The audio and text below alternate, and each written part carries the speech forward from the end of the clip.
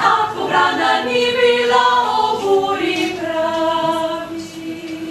Dostop.si se je udeležil proslave o Prešernovem dnevu, ki je potekala v KMŠ-ju.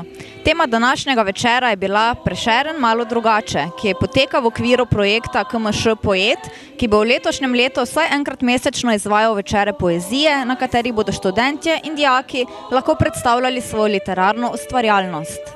Zadnjič sem se sprehajala po ulici in mimo mene se je prekotalila neka nosečnica. Da bo jasno, ženske nisem poznala in ne vem, kako gleda, kadar ne gleda na kak poseben način. Ampak mene je pogledala tako posmehljivo. A veš,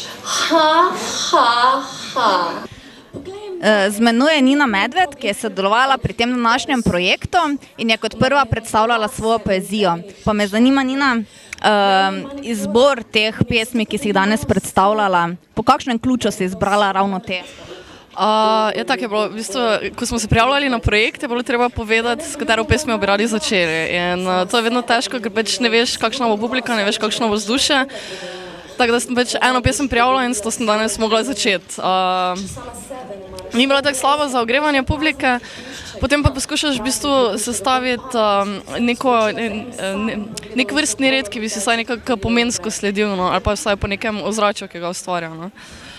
Predvsem sem gledala na to, da bo pesmi, ki bojo zanimive ljudem, v katerih se bo našli, ali pa ki jih bodo lahko hitro razumeli. No.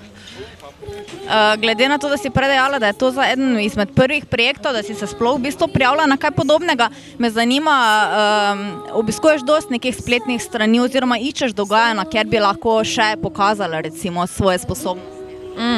Ja, do zdaj v bistvu tega nisem delala, je bilo to pesništvo neka bolj intimna zadeva, recimo, no, te neke vrste.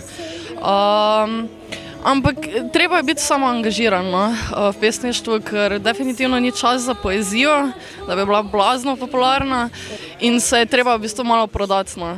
Se malo priključiti kakim pesniškim delavnicam za nastopanje, pesniškim večerom, se malo ponuditi ljudem, no. Kaj pa je tisto, da si ustvarjalen, da začutiš, so to kakšni posebni trenutki, ne vem, kaj se zgodi, da rečeš tak, danes pa je dan za to? Ne vem, to je verjetno pri vsakem avtorju malo drugače. No.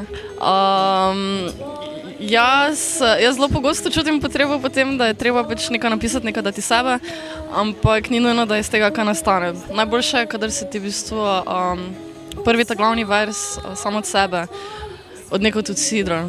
To pa je lahko na sprehodu skozi ulico, na kavi, v kavarni, med predavanjem na faksu, kadarkoli. To svojo poezijo si danes predstavila pred publiko, pa drugače, v bistvu pišeš to, kar napišeš, obdržiš zase ali daš tudi komu v branje? Rada deliš to z drugimi? Ja, rada delim, ampak v bistvu poezijo objavljam na svojem blogu, ki je bolj slabo obiskan. No, no reklama? Ja, medved.blog.siol.net, tam najdete večino mojega dela. Se pa pripravlja trenutno v bistvu malo bolj posodobljena spletna stran, ki bo malo bolj primerno zastopala to, kar počnemo. Jaz ti želim še veliko umetniških inspiracij v prihodnje in hvala lepa. Zakaj, hvala.